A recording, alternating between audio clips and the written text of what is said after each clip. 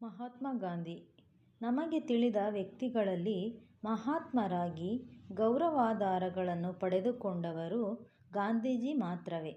ಕತ್ತಿ, ಕಟಾರಿಗಳು, ಕೋವಿ ಗುಂಡುಗಳು, ಬಾಂಬುಗಳು ಇಲ್ಲದೆ ಅಹಿಂಸೆಯನ್ನೇ ಅಸ್ತ್ರವನ್ನಾಗಿ ಮಾಡಿಕೊಂಡು ಬಿಳಿಯರ ಮೇಲೆ ಯುದ್ಧ ಮಾಡಿದ ಮೋಹನದಾಸ ಕರಮಚಂದ ಗಾಂಧಿ ಎಲ್ಲರಿಗೂ ಆದರ್ಶಪ್ರಾಯರು. ಚೇಂಜ್ ಗೆಲುವನ್ನು ಸಾಧಿಸಲು ಈ ಕೆಳಕಂಡ 6 ಕೆಲಸಗಳನ್ನು ಕೈಗೆತ್ತಿಕೊಳ್ಳಬೇಕು. 1. ಬದ್ಧರಾಗಿರುವುದು ಅಂದರೆ ಕಮಿಟ್ಮೆಂಟ್. 2. ಪ್ರಾಮಾಣಿಕವಾಗಿರುವುದು ಅಂದರೆ ಹಾನೆಸ್ಟಿ. 3. ವರ್ತನೆ ಅಂದರೆ ಆಟಿಟ್ಯೂಡ್. 4. ಅನವಶ್ಯಕ ವಿಷಯಗಳಲ್ಲಿ ತಲೆ ದೂರಿಸದಿರುವುದು ಅಂದರೆ ನಾನ್ ಕಾಂಟ್ರಾವರ್ಷಿಯಲ್. 5. ಸರಿಯಾದ ಗುರಿಯನ್ನು ಆರಿಸಿಕೊಂಡು ಮುಂದುವರಿಯುವುದು ಅಂದರೆ ಗೋಲ್ ಸೆಟ್ಟಿಂಗ್. 2. ಭಾವೋದ್ರೇಕಗಳನ್ನು ಹಿಡಿತದಲ್ಲಿಟ್ಟುಕೊಳ್ಳುವುದು ಅಂದರೆ ಎಮೋಷನಲ್ ಇಂಟೆಲಿಜೆನ್ಸ್.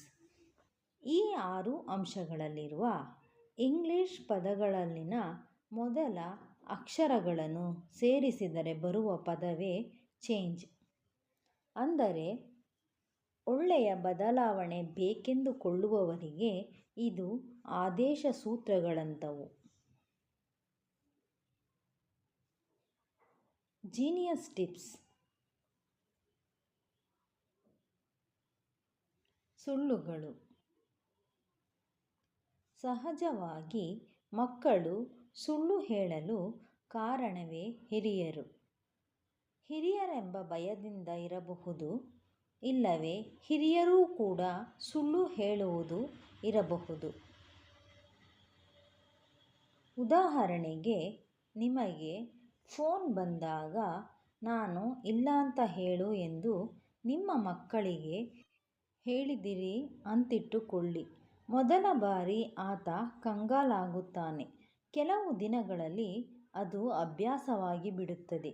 ಅನಂತರ ನಿಮಗೇ ಕೂಡ ಅದೇ ರೀತಿಯಲ್ಲಿ ಹೇಳುತ್ತಾನೆ.